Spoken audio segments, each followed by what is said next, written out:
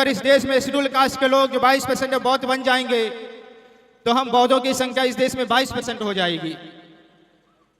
जिस जाति के नाम पर, जिस धर्म के नाम पर शोषण हो रहा, अत्याचार हो रहा है, उन लोगों की संख्या 22% कम हो जाएगी।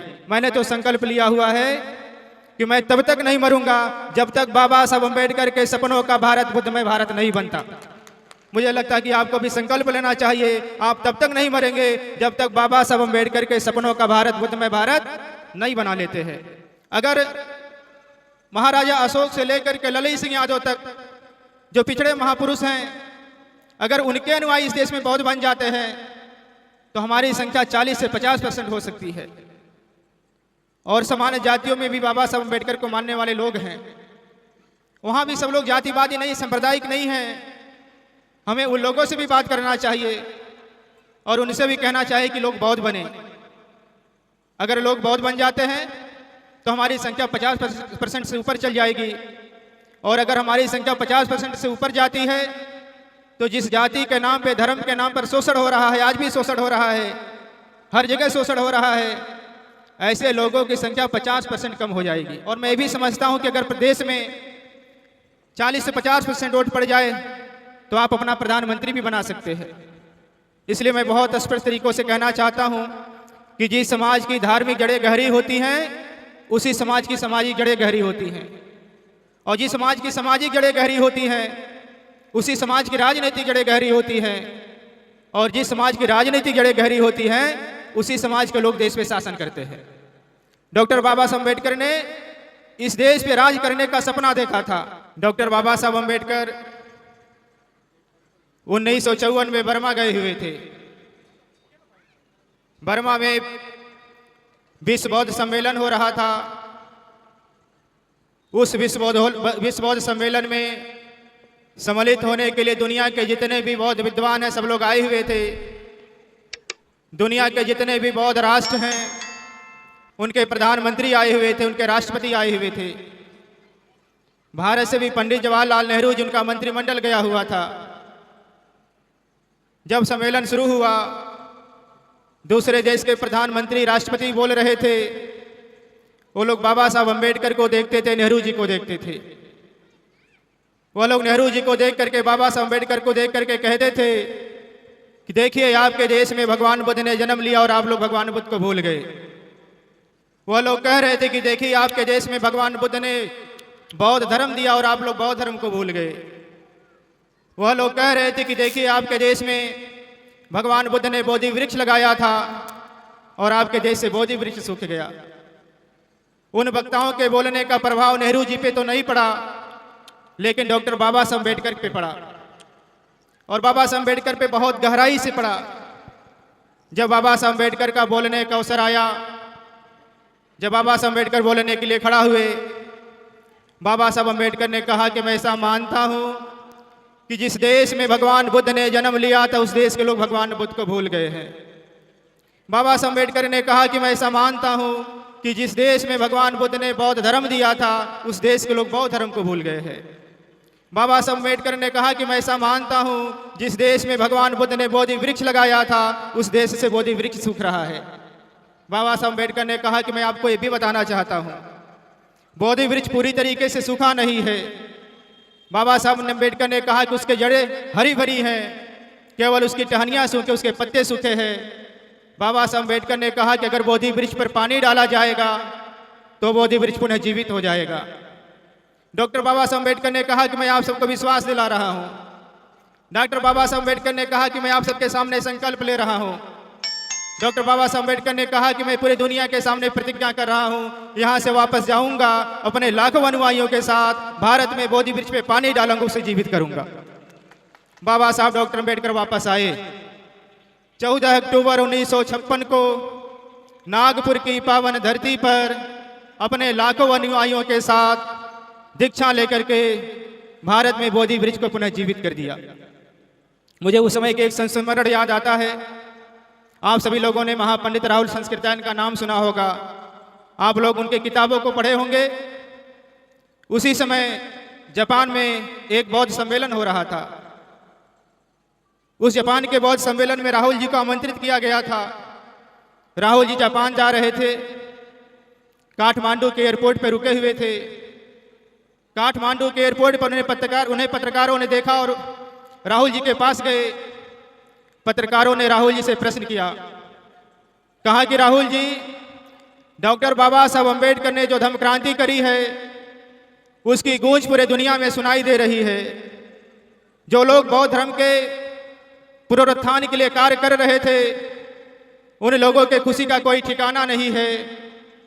कहा कि हम लोग आपसे जानना चाहते हैं, भारत में बाबा साहब अम्बेडकर की धम्म क्रांति को किस रूप में देखा जा रहा है। उन पत्रकारों को जवाब देते हुए महापंडित राहुल सांस्कृताय ने कहा, डॉक्टर बाबा साहब अम्बेडकर ने भारत में बौद्ध धर्म का ऐसा मजबूत खंभा गाड़ा है, अब उसे कोई माँ का लाल हिला नहीं सकता। हम लोग देख रहे हैं डॉक्टर बाबा साहब अम्बेडकर के अनुयायी पूरे देश में बहुत मजबूत खंभे गाड़ रहे हैं। मैं पूरे देश में जाता रहता हूँ। आज देश का कोई राज्य नहीं है जहाँ बौद्ध धर्म बहुत तेजी के साथ न बढ़ रहा हो।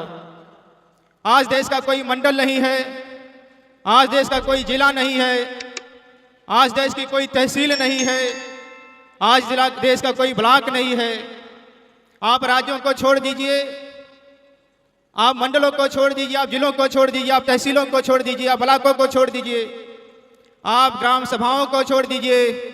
अब देश का कोई गांव भी नहीं बचा है जिस गांव में बाबा साहब अम्बेडकर का अनुयायी बुद्धमय भारत का सपना न देख रहा हो। बहुत तेजी के साथ काम हो रहा है।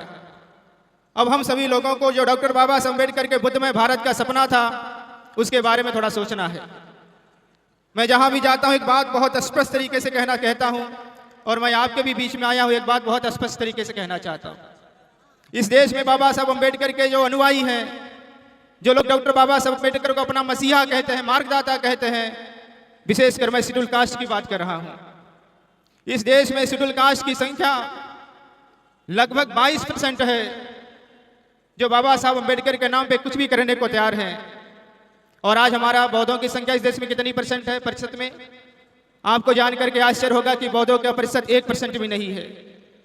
मैं आप लोगों से कहना चाहता हूं कि समन्वय बना करके, रणनीति बना करके, जो लोग अपने आप को अम्बेडकरवादी कहते हैं, जो लोग बाबा साहब अम्बेडकर के नाम पे कुछ भी कहने को तैयार हैं, करने को तैयार हैं, आप उनको जागरूक करिए और उनसे कहिए कि वो सारे के सारे लोग बौद्ध बने।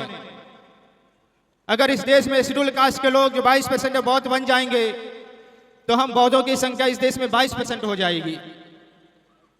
जिस जाति के नाम पर, जिस धर्म के नाम पर शोषण हो रहा, अत्याचार हो रहा है, उन लोगों की संख्या 22% कम हो जाएगी।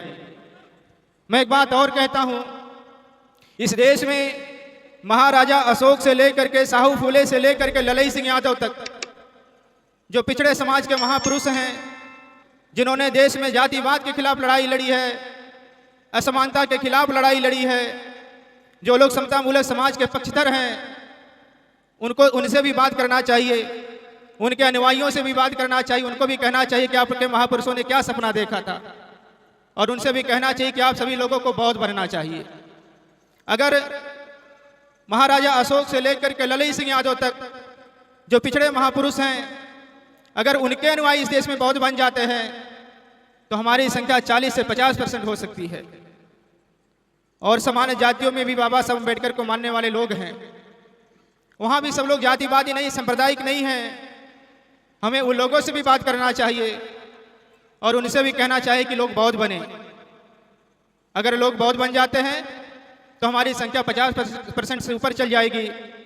और अगर हमारी संख्या 50% से ऊपर जाती है तो जिस जाति के नाम पे, धर्म के नाम पर शोषण हो रहा है, आज भी शोषण हो रहा है, हर जगह शोषण हो रहा है, ऐसे लोगों की संख्या 50% कम हो जाएगी। मैं यहाँ देख रहा हूँ माननीय विधायक जी बैठे हुए हैं, ये राजनीति के अच्छे जानकार लोग हैं। ये लोग बता सकते हैं कि किसी प्रदेश में और देश में सरकार बनाने के लिए कितना % वोट चाहिए। जहाँ तक मैं समझता हूँ किसी भी राज्य में सरकार बदलने के लिए 35 से 40% वोट चाहिए। और मैं भी समझता हूँ कि अगर प्रदेश में 40 से 50% वोट पड़ जाए तो आप अपना प्रधानमंत्री भी बना सकते हैं। इसलिए मैं बहुत स्पष्ट तरीकों से कहना चाहता हूँ कि जिस समाज की धार्मिक जड़ें गहरी होती हैं उसी समाज की सामाजिक जड़ें गहरी होती हैं। और जिस समाज की सामाजिक जड़ें गहरी होती हैं उसी समाज की राजनीतिक जड़ें गहरी होती हैं, और जिस समाज की राजनीतिक जड़ें गहरी होती हैं उसी समाज के लोग देश पे शासन करते हैं। डॉक्टर बाबा साहब अम्बेडकर ने इस देश पे राज करने का सपना देखा था। डॉक्टर बाबा साहब अम्बेडकर ने उसके लिए रिपब्लिकन पार्टी ऑफ इंडिया भी बनाई थी, और डॉक्टर बाबा साहब अम्बेडकर ने जिस संगठन के माध्यम से हम यहाँ कार्यक्रम कर रहे हैं, बाबा साहब अम्बेडकर ने भारतीय बौद्ध महासभा भी बनाया था। भारतीय बौद्ध महासभा के बारे में बहुत कुछ नहीं कहना चाहते हैं, मैं आपसे यही कहना चाहता हूं कि आप भारतीय बौद्ध महासभा का संविधान पढ़िए, आप देश का भी संविधान पढ़िए और भारतीय बौद्ध महासभा का संविधान पढ़िए जिसकी रचना बाबा साहब अम्बेडकर ने करी थी। तो आपको पता चल जाएगा कि हमें देश कैसे चलाना है और हमको देश को बौद्धमय कैसे बनाना है। मैं ज़्यादा लंबा नहीं बोलना चाहता हूँ, एक दो संस्मरण और बता के अपनी बातों को समाप्त करना चाहता हूँ। बंधुओं, बाबा साहब अम्बेडकर ने कहा कि हमें विश्वास है कि हमारे लोग भारत में बुद्ध धर्म को स्थापित करने के लिए अपना कोई भी बलिदान कर देंगे। मुझे लगता है यहाँ जितने लोग बैठे हैं सब बाबा साहब के लोग हैं। बाबा साहब आप पर विश्वास करके गए हैं, बाबा साहब हम पे विश्वास करके गए हैं, तो हमें बाबा साहब की जयंती पे संकल्प लेना पड़ेगा कि हम बाबा साहब के लोग हैं और बाबा साहब अम्बेडकर के सपनों का भारत बनाने के लिए, बुद्धमय भारत बनाने के लिए हमें कोई भी बलिदान करना पड़ेगा तो हम करेंगे। मैं आप लोगों से कहना चाहता हूं, कोई व्यक्ति तब मरता है जब वो चाहता है, कोई व्यक्ति तब तक नहीं मरता है जब तक वो नहीं चाहता है। मैं जिस दिन चाहूंगा उस दिन मर जाऊंगा, मैं जब तक नहीं चाहता हूं तब तक नहीं मरूंगा। आप भी तब तक नहीं मरेंगे जब तक आप नहीं चाहेंगे, और आप उसी दिन मर जाएंगे जिस दिन आप चाह लेंगे। मैंने तो संकल्प लिया हुआ है कि मैं तब तक नहीं मरूंगा जब तक बाबा साहब अम्बेडकर के सपनों का भारत बुद्धमय भारत नहीं बनता। मुझे लगता है कि आपको भी संकल्प लेना चाहिए, आप तब तक नहीं मरेंगे जब तक बाबा साहब अम्बेडकर के सपनों का भारत बुद्धमय भारत नहीं बना लेते हैं।